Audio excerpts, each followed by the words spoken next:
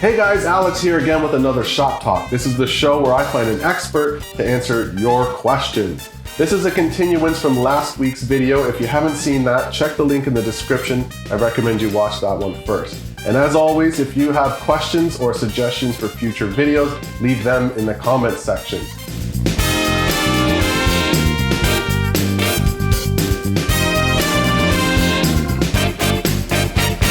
Back with us again is Mike. Mike is the product marketing manager at VIA Technologies, and he had a big hand in the development of this. This is the VIA Mobile 360 D700 AI dashcam, and that's what brings him here today. Mike, welcome back. Great to be back. So Mike, VIA Technologies is best known for their IC development, right? Kind of computer chips and things like that. How did you get from what considerations and changes took place in the company to get from that to this almost customer level service here? Yeah, well, as you say, VIA, 30 years ago started out developing SoCs and x86 chipsets for the PC world. Right. And it's been quite a progression to get to this stage where we're developing, near end market products.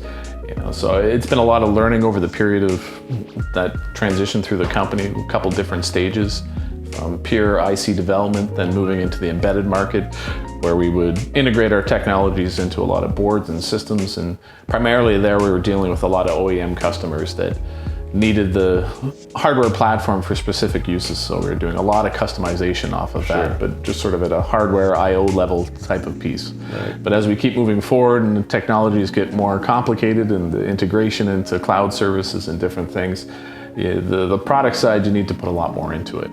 So that's sort of how we've moved into the dashcam market, is taking our know-how of how to design compact, low power systems, which has always been a core element of the VIA way of doing our development with technologies.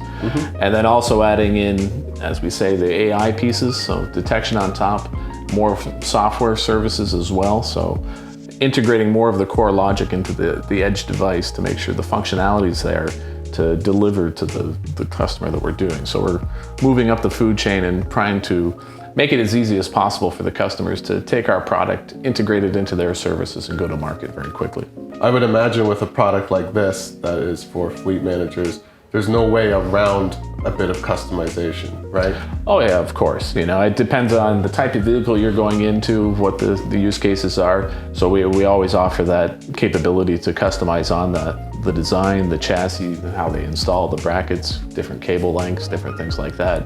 But again, it's more about getting it into their hands, and then it's about how they use the information. Sure. That's more and more where the customization comes is. I see what you mean, because last video we learned that it's not just video footage, it's like ADAS and DMS. That's right. It also has the CAN bus information, so like fuel consumption and stuff like that, right? Yeah. So I guess the customization part would be how the fleet manager wants that information to be collated and presented to them. Exactly. Right? And if you look at these fleet companies, they're not a hardware IT company. Right. So they're not into designing. Some of them have the capabilities to develop products, but their focus is on their target market. What services are they providing? So if they're managing a taxi fleet, it's not necessarily about all the devices in there. It's also the routing, the scheduling, and all the different business factors that go in. Sure. So, maintenance. Yeah. And then so these cloud companies have sort of come into the market to offer a lot of the cloud services to collect and make their business flow easier.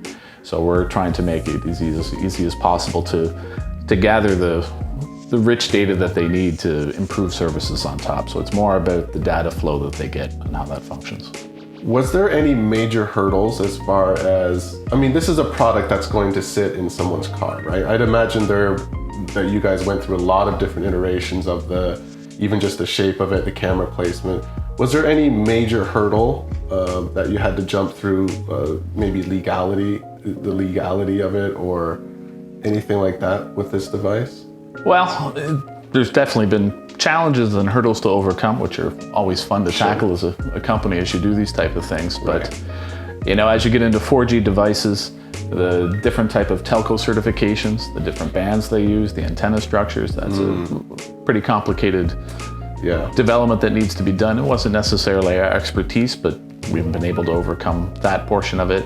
And also a big piece is, if you look at AI in the market has become a trend in the last few years. You're sort of hearing that AI is here, it's going to revolutionize everything that you're doing. And there's a lot of companies out there that are just selling AI algorithms to go into things.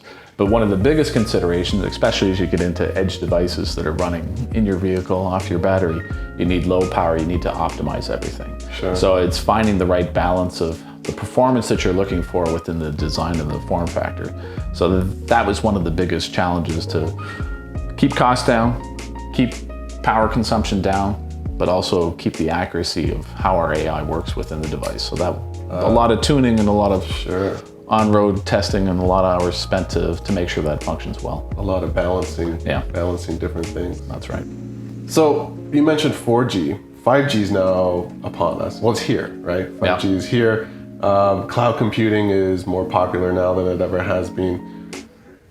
What does the future look like for AI dash cams, or just fleet management even in general? I mean, we're more connected, it's a faster connection, and we don't even need our own computers to do most of the processing anymore. So what does that mean for the future of, say, products like this or this product? Well, in the auto world, it's still a ways away. 5G is here for your smartphone, but certain locations it's not full coverage. And as you say, the primary benefits is the bandwidth, the pipe, the connectivity, the speeds of everything. So what does that mean with these type of devices? Well, the more video, the more data, the more data intensive type of things you're collecting, you have a bigger pipeline to get it up. So the long term, that's sort of one of the key benefits that 5G will come. For the current market, it's not quite there yet. Sure. It's not a necessary thing, but it'll definitely offer more and more advantages as you move forward.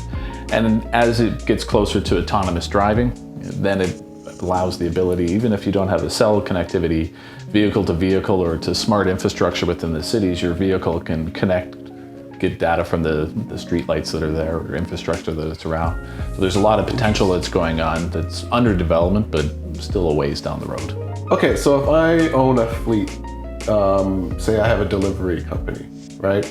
And I see this and I want this. What do I need to do? How does this integrate into my business? I mean, there's got to be more than just putting this in my dashboard, or sorry, my windshield, and being done with it. So how do you get me to the point of this being a fully functional unit?